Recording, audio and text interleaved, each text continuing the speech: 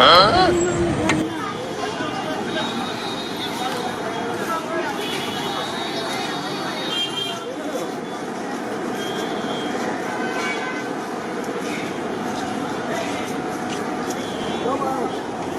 आप लोगों में से किसने पी है ये चाय जिसके अंदर 3 तरीके की भाई कोल्ड ड्रिंक जा रही है खाने वाले आपको, और भाई जा चुका है दूध, भाई क्वांटिटी देख सकते।